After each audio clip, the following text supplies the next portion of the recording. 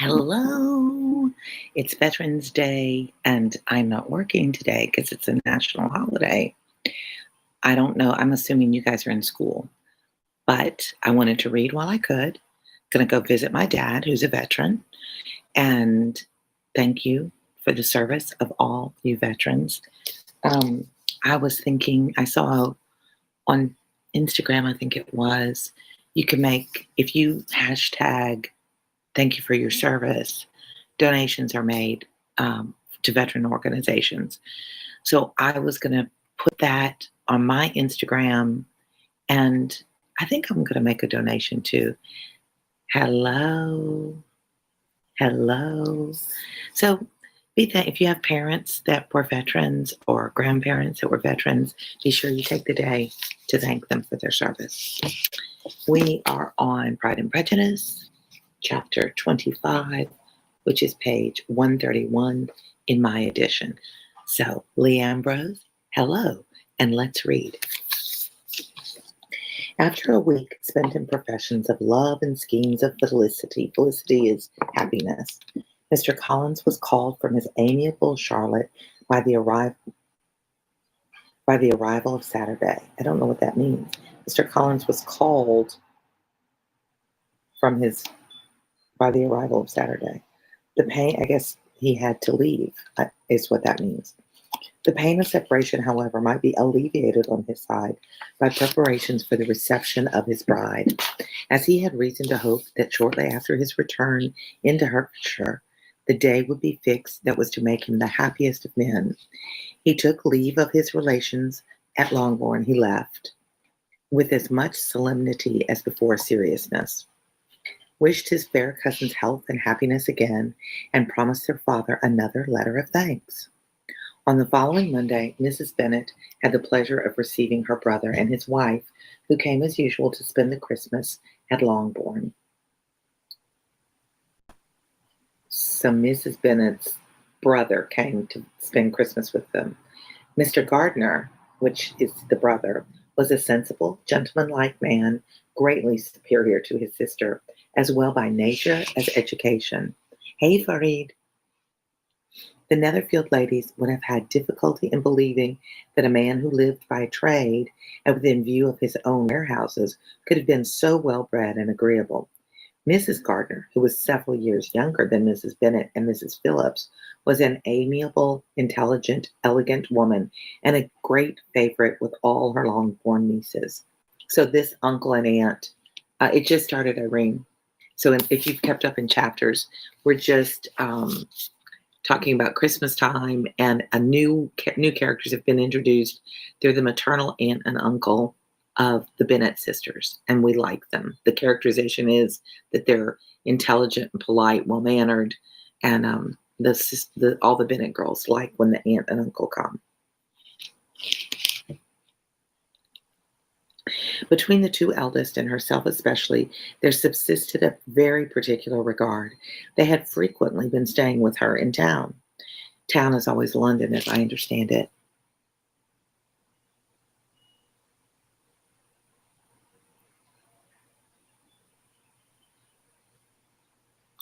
Hey, Kelly. Ewood, I'm reading what you say. It is so hard to lose a pet. It's like a family member, and I'm so sorry for your loss. So I'm sure you miss her cuddled up at the fireplace. And I'm just sad with you. There's nothing I can say to make it better, but I know that loss. I had a beautiful Great Pyrenees, big. He's on my Instagram pictures of him. Beautiful, beautiful dog. And when they're gone, you miss them. You always miss them. And whether it's a pet or a parent or a friend, that loss is so difficult. That's why I want to buy up the movie, because it's all about loving through all time. Tashar, hello.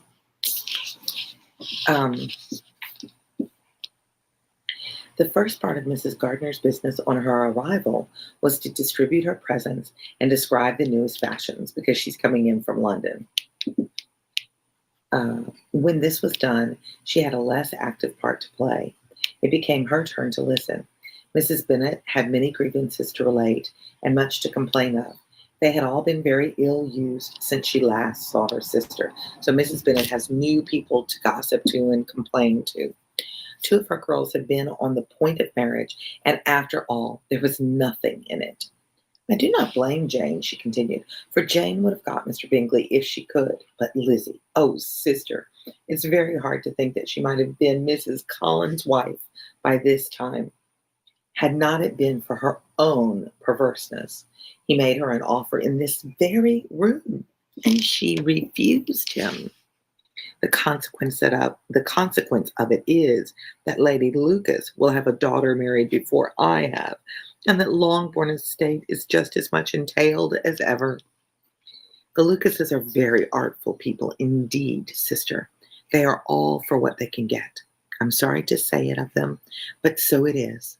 It makes me very nervous and poorly to be thwarted so in my own family, and to have neighbors who think of themselves before anybody else. However, your coming just at this time is the greatest of comforts, and I'm very glad to hear what you tell us of long sleeves, of the fact, you're distracting us. So that Mrs. Bennet, she doesn't change, does she?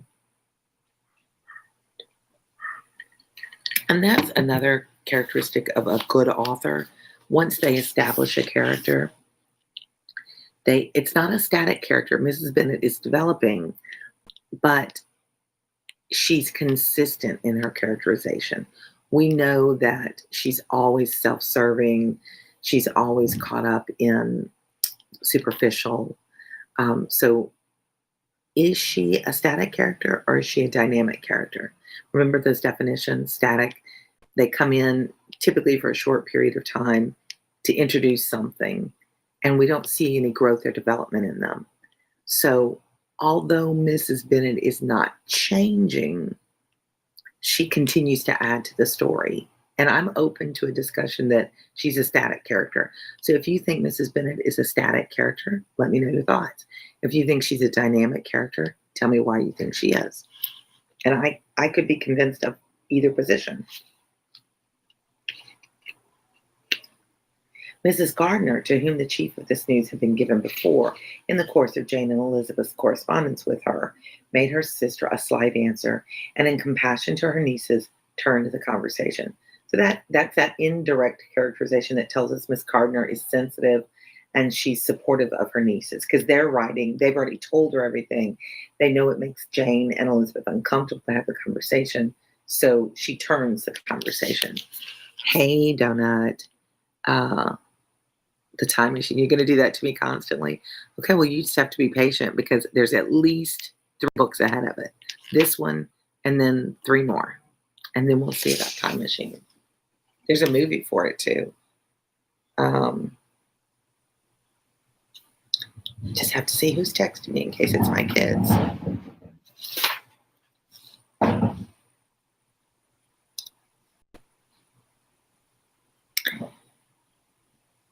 When alone with Elizabeth afterwards, she spoke more on the subject. It seems likely to have been a desirable match for Jane, said she. I'm sorry it went off. But these things happen so often. A young man, such as you describe Mr. Bingley, so easily falls in love with a pretty girl for a few weeks, and when accident separates them, so easily forgets her. That these sort of inconstancies are very frequent. It's nothing against Jane. This is just the way of young men. Do you think boys, are less committed to relationships? Is that still true today? Or do you think girls go from guy to guy to guy? Having sons and daughters, I have mixed feelings on it. So I'm curious to see what you think. Who stays more committed to the relationship, especially when long distance comes in? It's not just a cat. A pet like that really gives you a sense of family and unconditional love, and of course loneliness when they're gone. And I think that losing a pet, like that close of a pet, helps us understand the life cycle and prepare ourselves for other losses in life, helps us learn how to grieve. And if you believe in some of these people that talk about life after death and such, it is just another plane that love, that energy of love always exists, and you never lose it, but you do miss that physical comfort of that purr and that snuggle and that the way they nuzzle your face, that sort of thing. So, um, Donut, the question mark is that before you came on, you had said that her cat had died. Be thankful for everything you have, no matter how small or how big, because that's a really great statement. Because I've heard it said, be thankful today for everything you have, because tomorrow you might not have it. And unfortunately, until you go through it, you can't really understand that. So, but you can keep loving that cat. You can still have the good feelings of who you've lost. Donut, it's painful to have a pet. I mean, it's a lot of responsibility. Now I live alone and I don't want a pet. My kids keep trying to get me to get a pet. I barely can keep my plants alive. I don't want to care for anything. I just want to care for you guys. You guys are my pets. That sounds really weird, doesn't it? Sorry. Let's keep reading.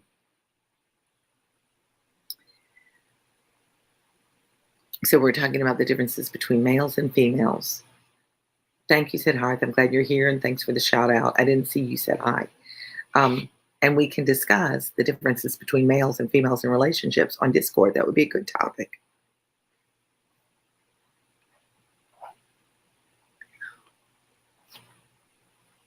I can't find where we was amiable between the two.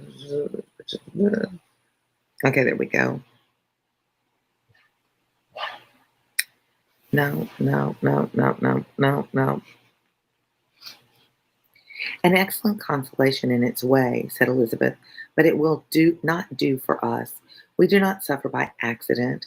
It does not often happen that the interference of friends will persuade a young man of independent fortune to think no more of a girl whom he is violently in love with only a few days before.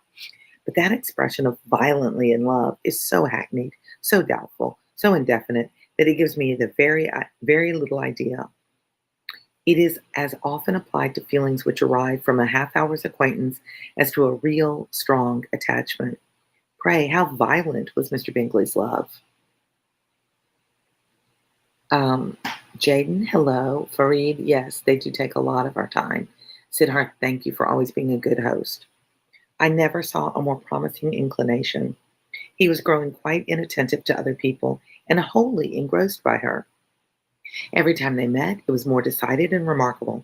At his own ball, he offended 2 or 3 young ladies by not asking them to dance, and I spoke to him twice myself without receiving an answer. Could there be finer symptoms? Is not general incivility the very essence of love? So they're talking about the definition of love. Is the fact that he's totally absorbed in Jane and rude to other people, incivility, is that not surely a sign of love? What do you think is for you a definition of when you see a couple that you really think are in love? What is it you see? Jaden, thank you. I got these on my trip to Atlanta. They're what we call cheaters. They're not prescription. They just help me read, but they really work well. Like, I don't know if you noticed before, I'm always doing this. And with these, I can see in the computer. So they work really well. I just hope I don't lose them because I always lose my glasses.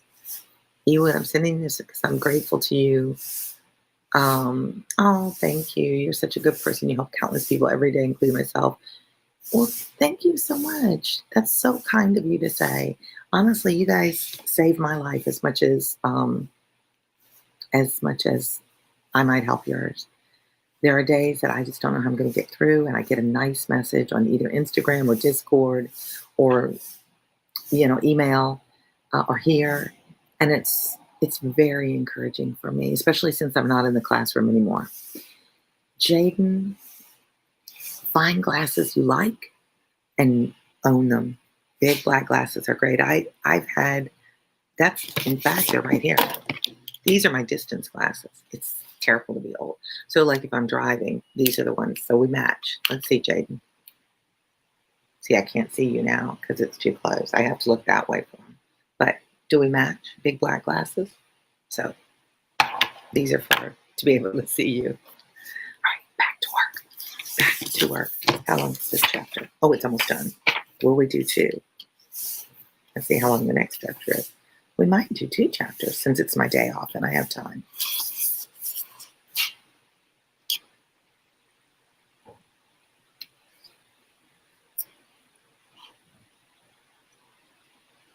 Oh, yes, of that kind of love which I suppose him to have felt. Poor Jane, I am sorry for her, because with her disposition, she may not get over it immediately. It had better have happened to you, Lizzie. You would have laughed yourself out of it sooner. But do you think she would be prevailed on to go back with us? Change of scene might be of service, and perhaps a little relief from home may be as useful as anything. Elizabeth was exceedingly pleased with this proposal, and felt persuaded of her sister's ready acquiescence. I hope, added Mrs. Gardiner, that no consideration with regard to this young man will influence her. We live in so different a part of town, all our connections are so different, and as you well know, we go out so little that it is very improbable they should meet at all, unless he really comes to see her. So she's invited her to London. Where is Mr. Bingley? But her point is, we're different social class, we're not going to run into each other. I mean, for London, for heaven's sakes.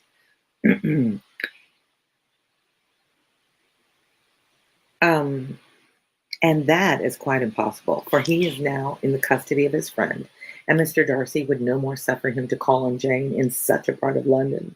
My dear aunt, how could you think of it?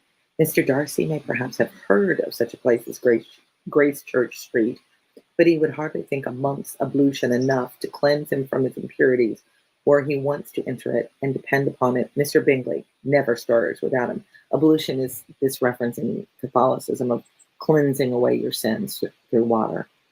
So much the better. I hope they will not meet at all. But does not Jane correspond with his sister? She will not be able to help calling. She will drop the acquaintance entirely.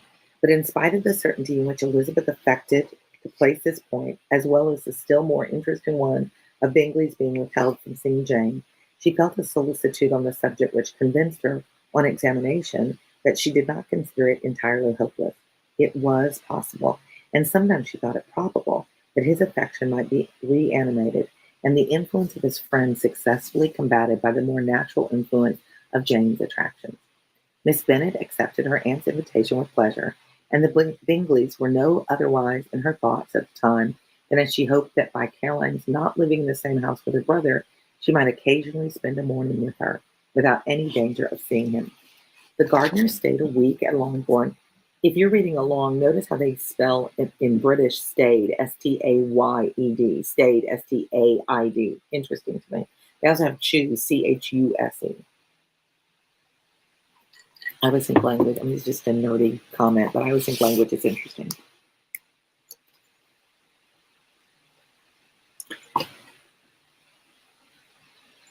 Where did that word stayed go?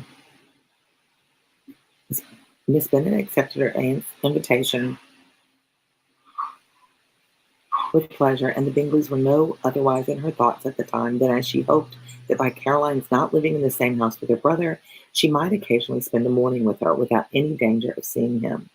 The Gardiners stayed a week at Longbourn, and what with the Phillipses, the Lucases, and the officers, there was not a day without its engagement. Mrs. Bennet had so carefully provided for the entertainment of her brother and sister that they did not once sit down to a family dinner. When the engagement was for home, some of the officers always made part of it, of which officers Mr. Wickham was sure to be one. We'd forgotten about him. I agree, Kelly, that S-T-A-I-D is a different meaning, but to be staid is to be stoic, sort of. But I don't think that's the way it's meant. I'm happy to engage that with you. Or I know you're looking it up right now. And now we're back to Mr. Wickham. On these occasions, Mrs. Gardiner, rendered suspicious by Elizabeth's warm commendation of him, narrowly observed them both. So Miss Gardiner's picked up on the fact that Elizabeth's interested in Wickham.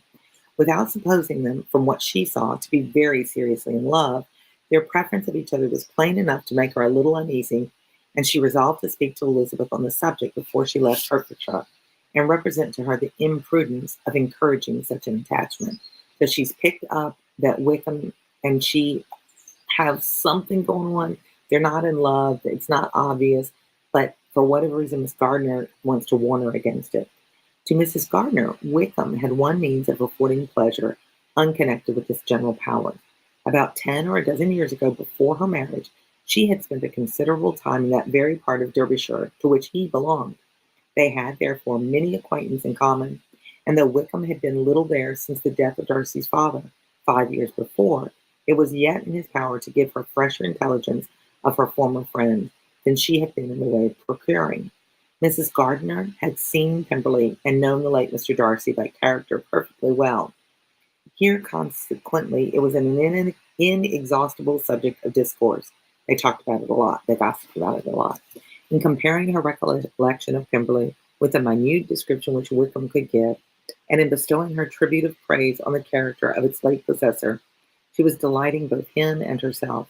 On being made acquainted with the present Mr. Darcy's treatment of him, she tried to remember something of that gentleman's reputed disposition when quite a lad, which might agree with it, and was confident at last that she recollected having heard Mr. Fitzwilliam Darcy formerly spoken of as a very proud, ill-natured boy. So she wants to talk to Elizabeth about her memory. She apparently knew the Darcy family when she was young. So she wants to have a conversation with Elizabeth about it. All right, that's page 136. And we've got plenty of time to keep reading chapter 26. So we will just keep moving through. Okay, Siddharth, if you're there, do the math for me. 368 divided by 2.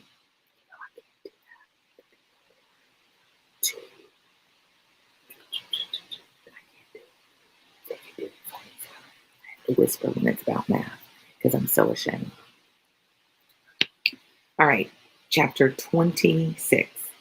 Mrs. Gardner's caution to Elizabeth was punctually and kindly given on the first favorable opportunity of speaking to her alone. After honestly telling her what she thought, she thus went on. You are too sensible a girl, Lizzie, to fall in love merely because you are warned against it, and therefore I'm not afraid to speak openly. In other words, some people, they're interested in somebody that's not good for them, and their mom or their dad say that person, that boy or that girl is not a good partner for you, and that just makes you the more determined to stay with that partner. And she's saying, I don't have to worry about that with Elizabeth. Elizabeth will listen to reason. So I'm going to tell her what my concerns are about Wickham. So let's see what our concerns are about Wickham. Seriously, I would have you be on your guard. Do not involve yourself or endeavor to involve him in an affection which the want of fortune would make so very imprudent. She's saying he's after, Irene, thank you so much. And thank you for not judging. I appreciate it. So 184, so we're not halfway there yet. Darn, it felt like we were halfway there. We still have, look. I know I'm too goal-oriented, but I like to move things through things quickly. Oh, look how many pages still to go to be halfway. Well, that is discouraging. This many more. That's probably 2 or 3 more reads. Well, we'll just keep plugging through.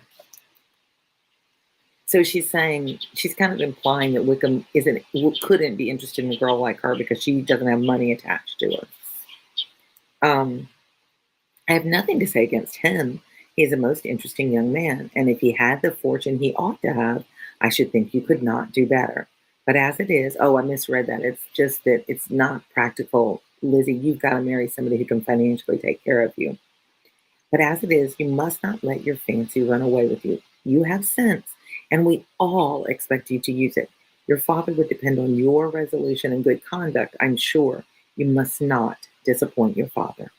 My dear aunt, this is being serious indeed. Yes, and I hope to engage you to be serious likewise. Well then, you need not be under any alarm. I will take care of myself and of Mr. Wickham too. He shall not be in love with me if I can prevent it. Elizabeth, you are not serious now. I beg your pardon. I'll try again.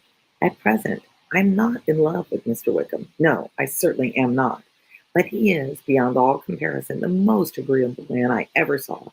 And if he becomes really attached to me, I believe it would be better that he should not. I see the imprudence of it.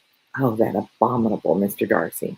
My father's opinion of me does the greatest honor, and I should be miserable to forfeit it. My father, however, is partial to Mr. Wickham.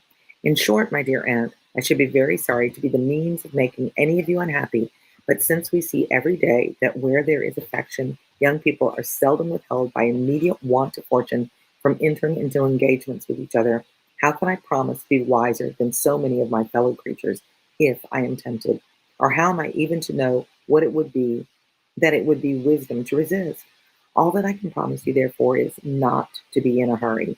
All that I will not be in a hurry to believe myself his first object, who he really likes, when I am in company with him. I will not be wishing. In short, I will do my best. Thanks, Irene. I should be able to do it in my head, but I just can't hold numbers. I have something they call dyscalculia. And so I can't hold numbers in their place values the way, like where you have to hold on to them for that short term memory to do the math, to divide it.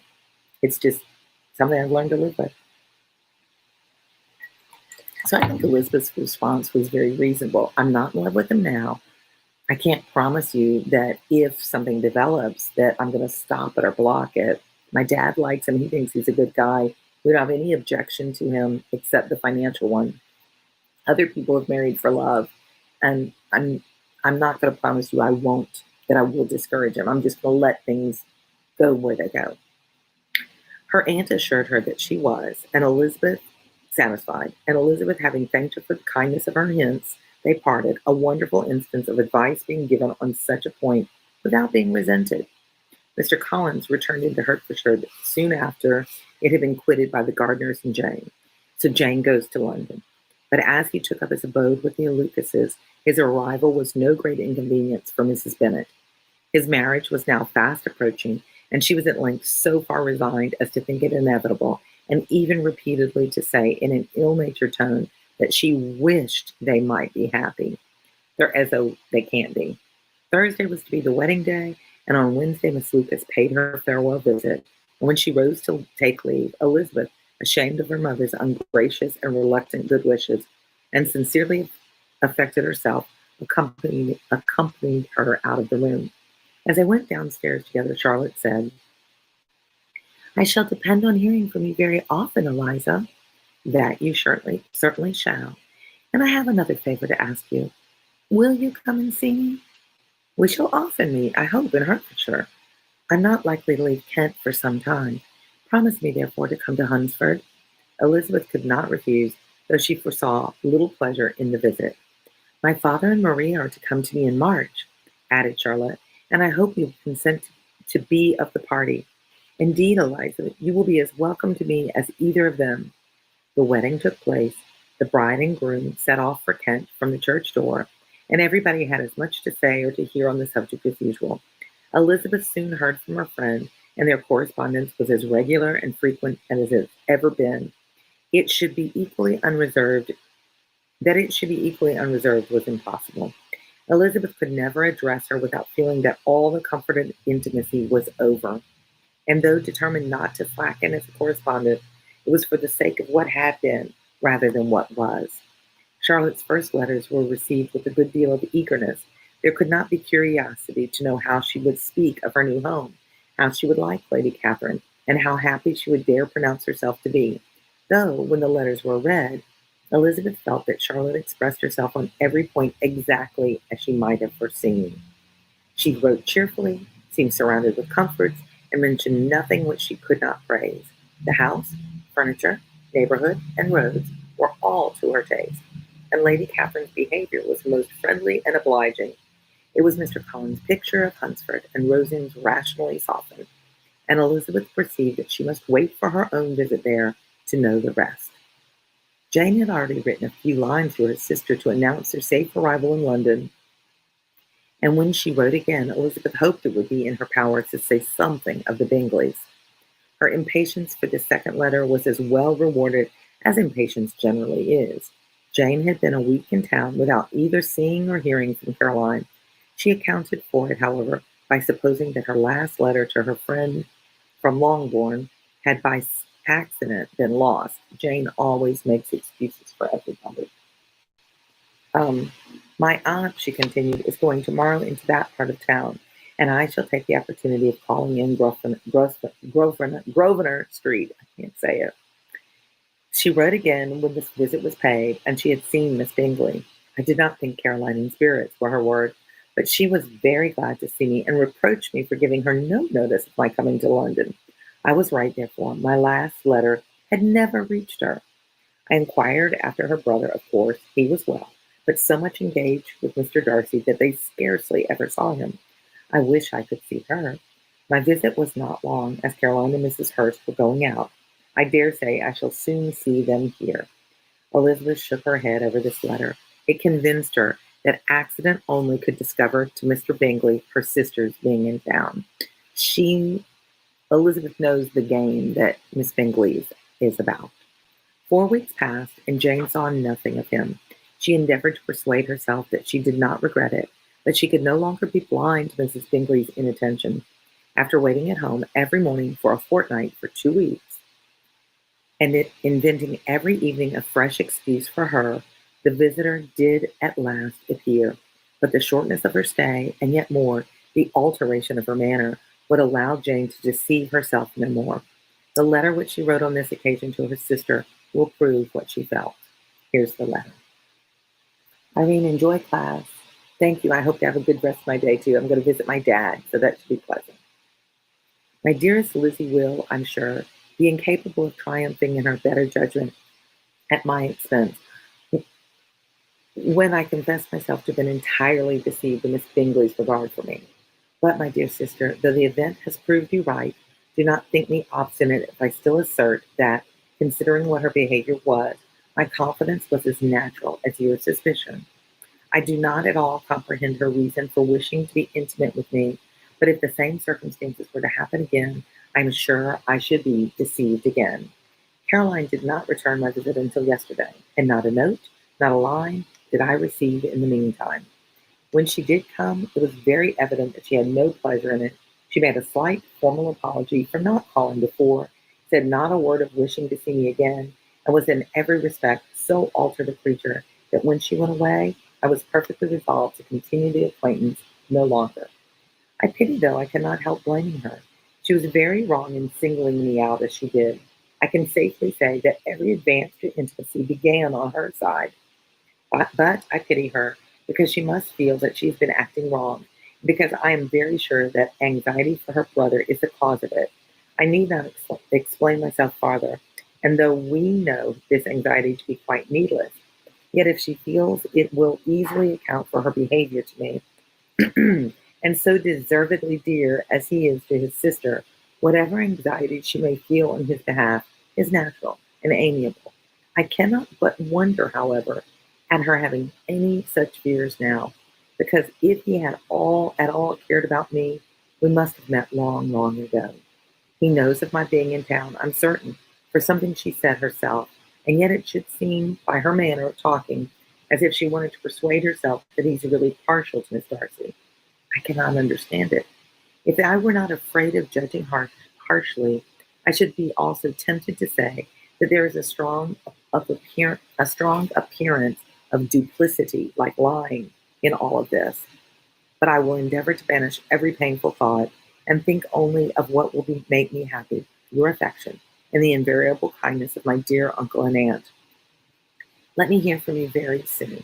Miss Bingley said something as his never returning to Netherfield again, of giving up the house, but not with any certainty. We had better not mention it. I'm extremely glad that you have such pleasant accounts from our friends at Hunsford. Pray go to them, and with Sir William and Maria. I'm sure you will be very comfortable there. Yours, etc. This letter gave Elizabeth some pain, but her spirits returned as she considered that Jane would no longer be duped by her sister, like tricked, be deceived. She would not even wish for any renewal of his attentions. His character sunk on every review of it, and as a punishment for him, as well as possible advantage to Jane, She seriously hoped he might soon marry Mr. Darcy's sister, as by Wickham's account, she would make him abundantly regret what he had thrown away. Mrs. Gardiner, about this time, reminded Elizabeth of her promise at court concerning that gentleman, and required information. And Elizabeth had such descent as might rather give contentment to her aunt than to herself. His apparent partiality had subsided, his attentions were over. He was the admirer of someone else. Mr. Wickham now liked somebody else. Elizabeth was watchful enough to see it all, but she could see it and write of it without material pain. Her heart had been but slightly touched, and her vanity satisfied with believing that she would have been his only choice had fortune permitted it. The sudden acquisition of £10,000 was the most remarkable charm of the young lady, to whom he was now rendering himself agreeable. But Elizabeth, less clear-sighted perhaps in this case than in Charlotte's, did not quarrel with him for his wish of independence. Nothing, on the contrary, could be more natural, and while able to suppose that it cost him a few struggles to relinquish her, she was ready to allow it a wise and desirable measure for both, and could very sincerely wish him happy. All this was acknowledged. So this society, money, as I've mentioned so many times, money and stature, class, really dictates who you marry. And since Wickham is without money and really without stature, then when he has the opportunity to become acquainted and flirt with a woman that's got money, he moves on from Elizabeth onto this other person. Elizabeth, who understands the culture of the day, the societal demands, has her her pride is a little bit hurt. Her pride is a little bit hurt, but she understands it and accepts it, and believes if it were just about personality and if money were no object, he would have chosen me. So what do you think? Is he a good guy? I mean, what does that say about his character? Should we judge him, or is practicality just practicality? And how do you get over a broken heart? And did he really love her? I mean, could he have really loved her at that point? They just chatted a few times. All this was acknowledged to Mrs. Gardiner, and after relating the circumstances, she thus went on. I am now convinced, my dear aunt, that I have never been much in love, for had I really experienced that pure and elevating passion, I should at present detest his very name, and wish him all manner of evil. But my feelings are not only cordial towards him, they're even impartial towards Miss King, the girl that got the money. I cannot find out that I hate her at all, or that I am in the least unwilling to think of her very good sort of girl. There can be no love in all this. My watchfulness has been effectual, and though I should certainly be a more interesting object to all my acquaintance were I distractedly in love with him, I cannot say that I regret my comparative insignificance. Importance may sometimes be purchased too dearly. Kitty and Lydia take his defection much more to heart than I do. They are young in the ways of the world, and not yet open to the mortifying conviction that handsome young men must have something to live on, as well as the plain. Interesting. So she takes it in stride. She doesn't, no harm, no foul. She says, I probably didn't really, truly love him, because if I did, I would be much more devastated by him moving on. Practical, very practical. Which leads to the other book she writes, Sense and Sensibility. You'll hear those words used, sensibility, a lot through this book. They weave in. I think it's interesting. I'd love to do some research about that. Speaking of research, I'm going to shout out again. I was thinking about this again today. If any of my watchers, viewers, are studying for their PhD or looking for a research project for a master's program in reading literacy, I would really like to join up, because I keep getting comments from, in messages, from people with ADHD or dyslexia or whatever LDs that they might have, or even my AP students, of how effective this method of teaching reading literacy is. And I would love to do some research about it, team up with somebody. At this point, I don't know anybody that's studying for their graduate degree in reading literacy, and I'm really too lazy to start searching for it. So if you know somebody, put them in touch with me, or if you are somebody, you can get in touch with me. My email address is on this account. My Instagram is Best Tutor Friend, or you can join Discord and we can chat there. So let's keep connecting. Happy Veterans Day. I hope you reach out to a veteran and thank him or her for their service. And subscribe if you haven't. ring the bell, go to community and see what polls I have posted and get engaged that way. Chat with me on one of the social medias that I've just mentioned, and I look forward to getting to know you guys better. Hope school's going well, and I will read to you next time. See ya.